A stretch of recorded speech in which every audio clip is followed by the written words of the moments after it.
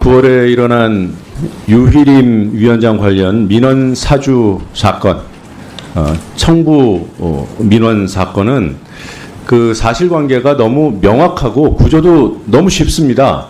유희림 위원장과 친인척 관계이거나 같이 일했던 지인 관계인 사람들 수십 명이 특정 시기에 한꺼번에 한 가지 비슷한 사안으로 방심위 민원을 신청한 거예요. 이상하잖아요. 사례를 하나 보겠습니다. 도대체 류희림 위원장은 어떻게 이런 자신의 지인 수십 명이 민원을 제기한 것을 몰랐을까? 지금 몰랐다고 우기니까. 자, 다 백보양보해서 본인이 몰랐다고 칩시다.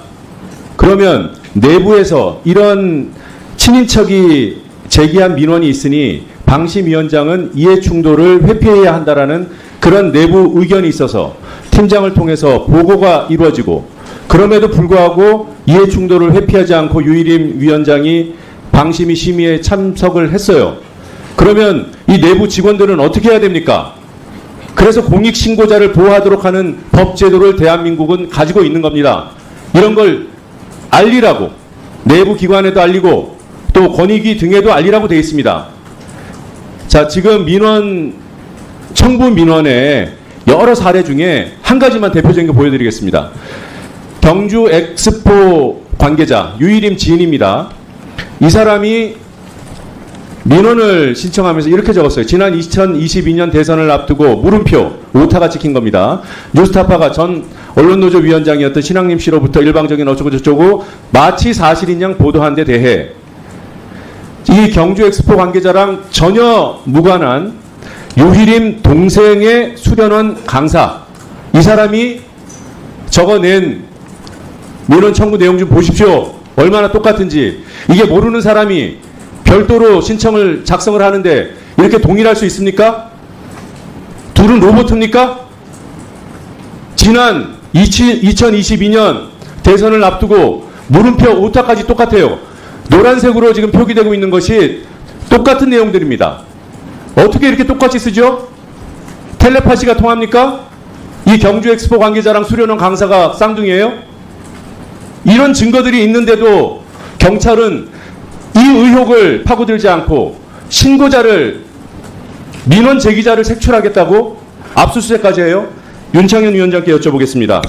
네, 이 민원 사주 의혹을 수사해달라고 언론노조가 고발했죠? 맞습니다. 언제입니까? 올해 1월이었던 것으로 기억합니다. 네, 지금 만 8달이 지났습니다. 예, 양천경찰서에서 수사하도록 돼 있죠? 그렇습니다. 수사는 어느 정도 이루어졌다고 알고 있습니까? 일단 저희가 고발인인데 네. 8개월이 지난 지금 시점까지 고발인 조사가 이루어지지 않고 있습니다. 그러니까 저는 압수수색은 당연히 없었겠네요. 당연히 없었습니다. 예. 유희림 위원장의 휴대폰만 압수해도 사실관계 규명할 수 있습니다. 이걸 안 하는 경찰이 신고인 찾겠다고 지금 압수수색을 실시하고 있는 거예요. 우리 김준희 지부장님께 여쭤보겠습니다. 방송통신심의위원회 임진권 행동강령에 보면 지금 제가 모두에 설명드렸던 이런 민원사주와 같은 이런 의심스러운 사례가 발견이 되면 어떻게 해야 됩니까? 덮어야 됩니까?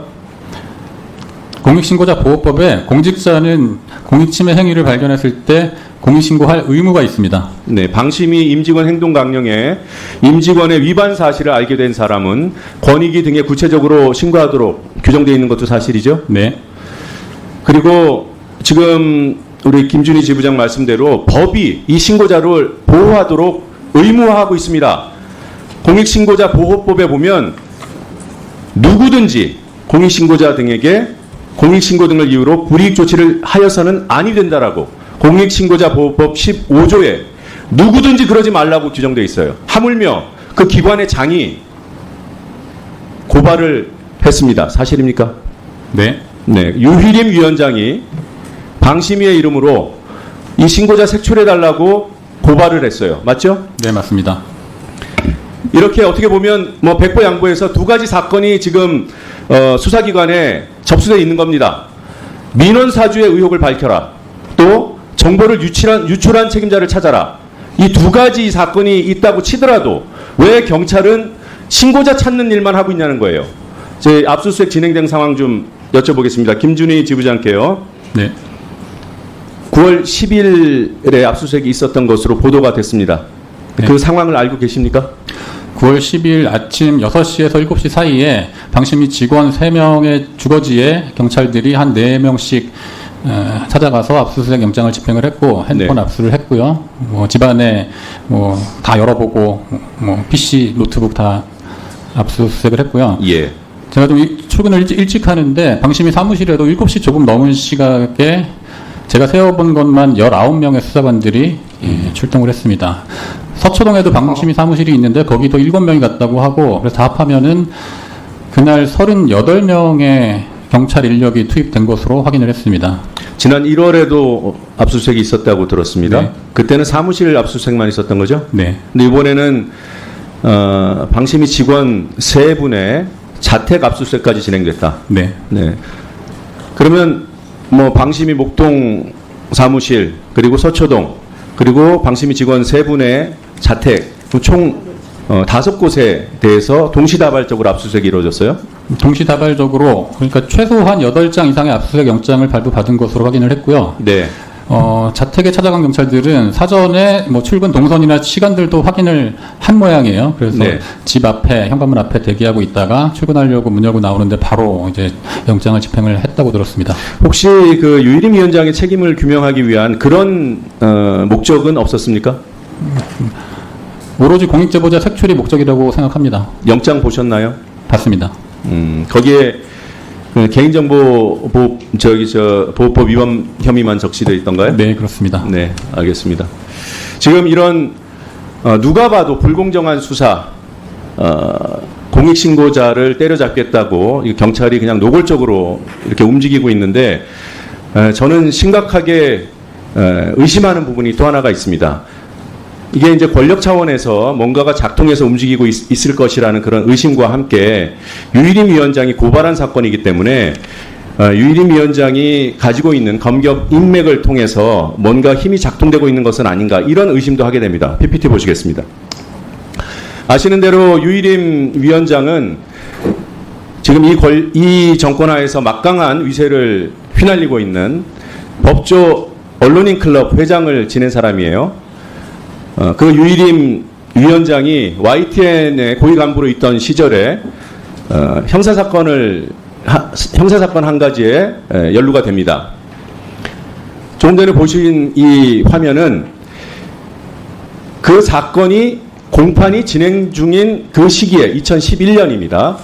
그때 고가의 공연 티켓을 검찰총장, 당시 검찰총장 등 검찰 고위 관계자들에게 로비를 합니다. 티켓 로비라고 명명돼서 보도됐던 내용입니다.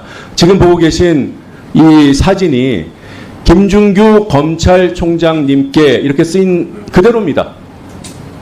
받는 사람을 김준규 검찰총장 등등 그 당시에 현직 검찰 고위 간부들이에요. 누가 보냈습니까? 유희림 씨가 보냈습니다. 유희림 배상이라고 적혀 있습니다. 그 옆에 있는 편지글 보이시죠? 이건 편지 내용은 아닙니다.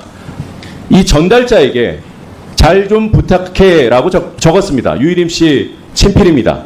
그리고 그 밑에 적혀 있는 정보를 주목해 봐 주십시오. PPT 넘겨주세요.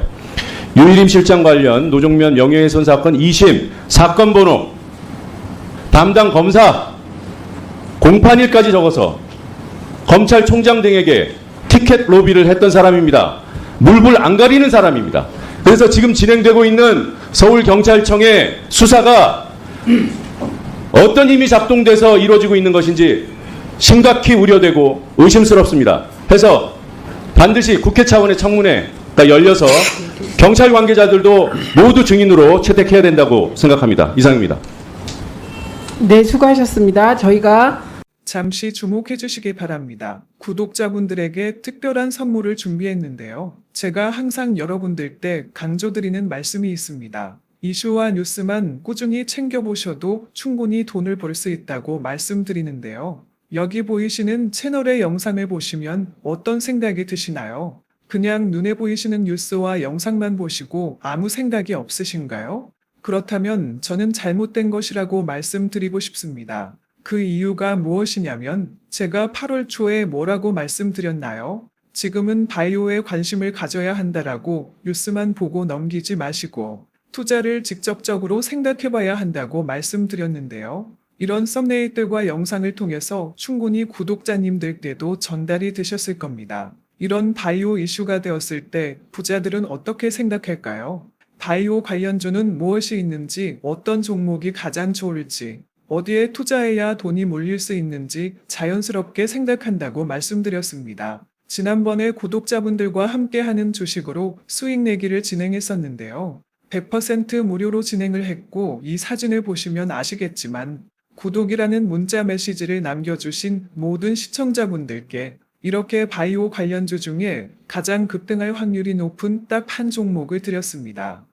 8월 13일에 오정바이오를 추천해 드렸습니다. 여기 나와 있는 사진을 보시면 정확히 얼마에 매수하고 어떤 종목을 사야 하는지, 어느 지점에 팔아야 하는지 이런 부분들까지 여러분들에게 정확히 알려드렸는데요. 실제로 많은 분들께서 수입을 보셨습니다. 오른쪽을 보시면 아시겠지만 8월 13일에 오정바이오를 소개해드리고 나서 실제로 며칠이 지나지 않고 이렇게 주가가 상한가가 되었습니다. 당시에도 굉장히 많은 분들이 제가 드린 이 종목으로 수익을 내셨습니다. 지난번과 똑같이 구독이라는 문자를 보내주시면 이번에 이슈가 되고 있는 주식 중에 앞으로 대장주의 고시를 하면서 주가가 가장 크게 상승할 한 종목을 시청자분들에게 문자로 종목명과 사고자 하는 시점을 모두 알려드리겠습니다. 이 영상을 보시고 계시는 시청자분들 중에 종목이 궁금하다 하시는 분들은 남녀노소 시간대 상관없이 이렇게 상단에 번호를 항상 남겨놓고 있습니다.